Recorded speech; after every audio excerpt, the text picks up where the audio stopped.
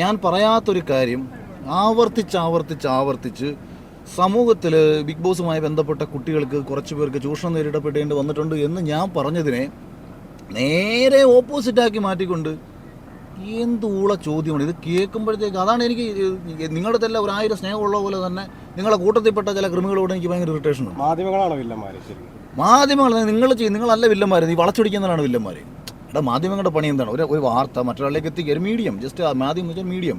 ഞാൻ പറയുന്ന കാര്യം നിങ്ങൾ ആൾക്കാരിലേക്ക് എത്തിക്കുന്നു. ഇപ്പോൾ അതേ മീഡിയം തന്നെയാണ് ഇപ്പോൾ ഞാൻ ഫേസ്ബുക്കിലും ഇൻസ്റ്റയിലൊക്കെ പോസ്റ്റ് ചെയ്യുന്നത്. നമ്മൾ ജനത്തിനോടാണ് കമ്മ്യൂണിക്കേറ്റ് ചെയ്യുന്നത്. പക്ഷേ ഇപ്പം വേറൊരു രസം പറയാം.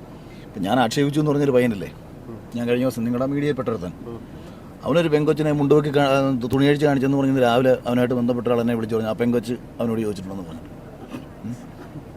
സീരിയസ്ലി രാവിലെ എൻ്റെ അടുത്ത് ഒരാൾ വിളിച്ചു പറഞ്ഞു ചേട്ടാ ഞാൻ സ്ക്രീൻഷോട്ട് ചേട്ടൻ അയച്ചു തരാമെന്ന് പറഞ്ഞിട്ട്. അപ്പോൾ ഇങ്ങനെയുള്ളവന്മാരാണ് ഇതിനകത്തിരിക്കുന്നത്. എന്ത് ചെയ്യാനാ? ഇപ്പോൾ ഇവനാണ് വന്നിരുന്നിട്ട് ചോദിക്കുന്നത് ഈ പരിപാടി കൊണ്ട് നടക്കുന്നത്. അപ്പോൾ അവനോട് പറഞ്ഞാൽ മര്യാദയ്ക്ക് കിടക്കാൻ പറ, അല്ലെങ്കിൽ ആ പെങ്കൊച്ചിനെ കൊണ്ട് ഞാൻ വോയിസ് അയപ്പിച്ചിട്ട് അവനെ എടുത്ത് കൊടുക്കുമെന്ന്. എനിക്ക് മര്യാദകൾ കൊണ്ട് നടക്കുന്നവർ ഇന്നും അതിൽ മര്യാദയുടെ പണിക്ക് പോകാതിരിക്കുക, വലിയ സംശുദ്ധി പറയാതിരിക്കുക. അപ്പം എന്നാൽ ശരിടാ ചേട്ടാ. ഇത് വേറെ കുറേ പേര് പറയുന്നത് ബിഗ് ബോസും ചേട്ടൻ നമ്മളൊരു കളിയാണെന്നോ.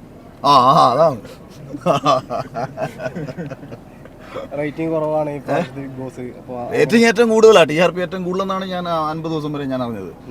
എന്ത് കളി ഇത് കളിച്ചിട്ട് എനിക്കെന്ത് കിട്ടാനാ? അങ്ങനെ പറഞ്ഞാൽ അങ്ങനെയൊക്കെ കിംവദന്തികളൊക്കെ കേൾക്കുന്നു പറയാം. എന്നങ്ങനെയാണെങ്കിൽ ചില്ലറാക്കി മേടിച്ചിട്ട് എനിക്ക് മറ്റേ ഒരു സെക്കൻഡ് ആ പേര് പറയാൻ കാണിക്കാൻ പറ്റില്ല, അത് ഈ കുഴപ്പം അല്ലെന്നുണ്ടെങ്കിൽ ഞാൻ അവർ ഇതൊക്കെ ഞാൻ നേരത്തെ പറഞ്ഞതാന്നേ. നമ്മൾ ബിഗ് ബോസ് തുടങ്ങി ഒരു 10-15 ദിവസം കഴിഞ്ഞപ്പോഴത്തേക്ക് കുറേ നെഗറ്റീവ്സ് വന്നല്ലോ മത്സരം ഷോയുമായി ബന്ധപ്പെട്ട്. അന്നേരം എനിക്കറിയാവുന്ന പലരോടും ഞാൻ പറഞ്ഞത് അയ്യോ ഇതിങ്ങനല്ല, ഇത് മോശമാണ്, പുറത്ത് ചർച്ച ചെയ്യപ്പെടുന്നത് നെഗറ്റീവായിട്ടാണ്, നന്നായി കൊണ്ടുപോകണം. അത് നന്നാവുമ്പം നന്നാവുന്ന ഞാൻ കൂടിയല്ലേ.